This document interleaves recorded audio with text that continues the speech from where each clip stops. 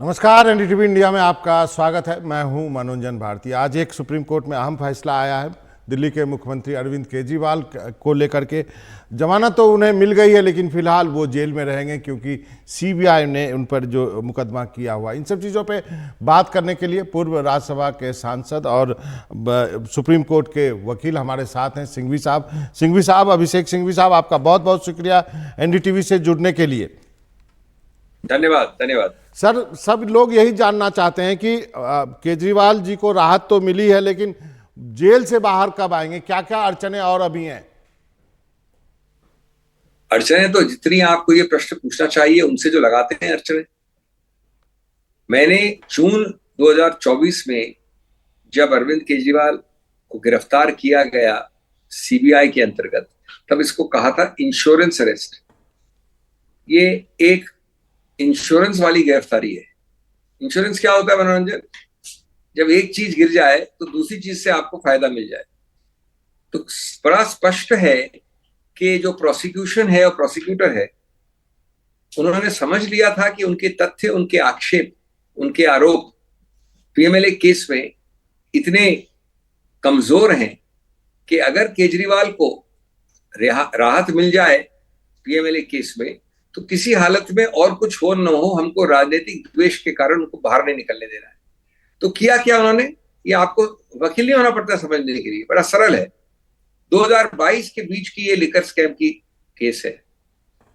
2023 के बीच पहली बार, एक साल बाद सीबीआई बुलाती है, पहली बार अरविंद केजरीवाल। 9 घंटे उनको इंटेरोगेट करती है।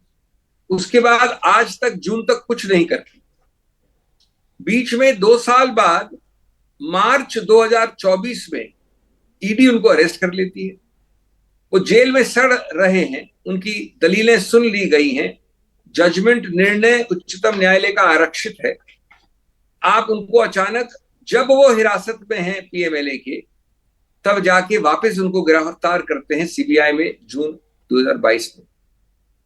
अभी बताइए कि क्या आवश्यकता, क्या तुरंत तत्परता, अर्जेंसी आवश्यक है उनको अरेस्ट करने के लिए सीबीआई में? इसका तो एक ही उद्देश्य हो सकता है कि खुदा ना खास्ता इस आदमी को किस तरह से कोई राहत मिले तो किसी और चीज फंसा के रखो। ये मैंने तब कहा था जून में, इंश्योरेंस अरेस्ट। आज ये बात विद्यमान है आपके समक्ष, लेकिन मेरा इससे एक ज्यादा व्यापक प्रश्न है, और वो ये है कि इस प्रकार की चीजें कानून से नहीं चलती, आरोप प्रत्यारोप से नहीं चलती, दो टके के तर्क या कुतर्क जिसको कहूं वो दे के नहीं चलती। इनमें गरिमा होती है, एक स्पिरिट होता है, एक समतल ऑब्जेक्टिविटी, निष्पक्षता चाहिए। इसमें आपको सिर्फ कानून के लेटर को नहीं, उसके स्पिरिट को समझना पड़ता है। और मेरे को दुर्भाग्यवश लगता है कि जो लोग ये चला रहे हैं आजकल, वो उसके उस स्पिरिट को नहीं समझे। आप प्रोसिक्यूटर हो, प्रोसिक्यूटर नहीं हो।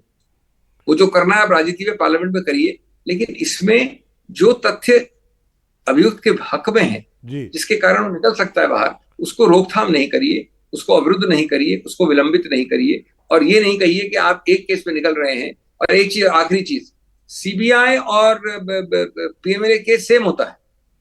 एक मूल ऑफेंस होता है जो प्रेडिकेट ऑफेंस कहते हैं, उसके ऊपर चलता है पीएमएलए। उसी के लिए आप अरेस्ट कर रहे हो वापस जून में।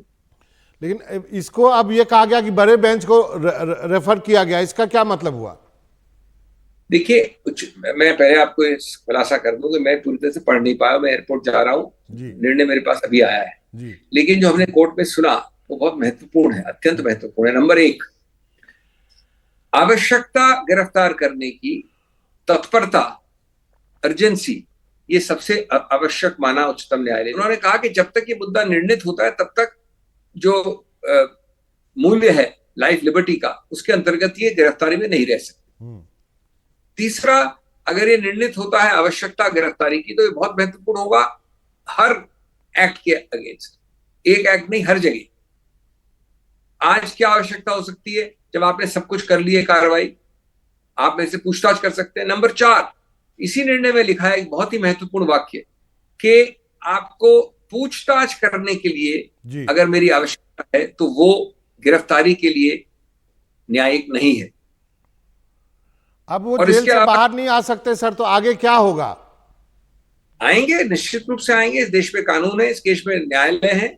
समय लगता है, वो जानते हैं, प्रोसेस इज द पनिशमेंट। दंड दे रहे हैं वो प्रोसेस की वजह से। उनका केस चल रहा है सीबीआई का, मुझे बहुत हौसला है।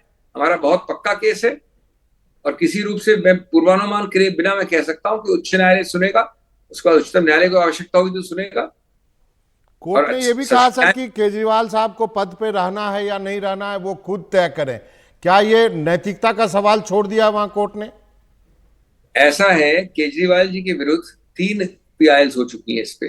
तीनों बार उच्च न्यायालय ने एक निर्णय दे दिया है और तीसरी बार तो उन्होंने कहा कि हम आपके विरुद्ध बहुत बड़े बड़े मुआवजे क्यों नहीं लगाएं, किस तरह की आप याचिकाएं लेके आते रहते हैं। दूसरा, छोड़ दिया इसका मतलब है वो बहस व दलील छोड़ दी है इस कोर्ट ने। लेकिन सबसे जरूरी बात है, जो केजरीवाल ने खुद ने एक पूरा वक्तव्य दिया था जब बाहर आए थे वो 3 हफ्ते के लिए। उन्होंने कहा था कि मेरे को कोई इससे कोई लगाव नहीं है, मैं चिपका नहीं हूं। मैंने कई पद पहले छोड़े हैं, लेकिन मैं ध्वंस की राजनीति में नहीं छोड़ने वाला हूं। मैं इससे नहीं छोड़ने वाला हूं कि आप चाहते हैं कि आप पार्टी खत्म हो जाए। मैं इससे नहीं छोड़ने वाला हूं कि आप चाहते हैं कि आप चुनाव नहीं लड़ पाए, असेंबली वाले जो आने वाले हैं। मैं इससे नहीं छोड़ने वाला हूं कि आप चाहते हैं कि आप राष्ट्रीय चुनाव नहीं लड़े। उनका अधिकार क्षेत्र है।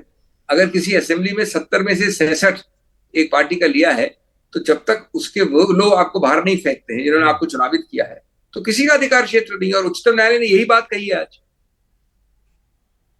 एक अंत में फिर से वही जो पहला सवाल दोहराऊंगा, कब तक बाहर आएंगे जेल से?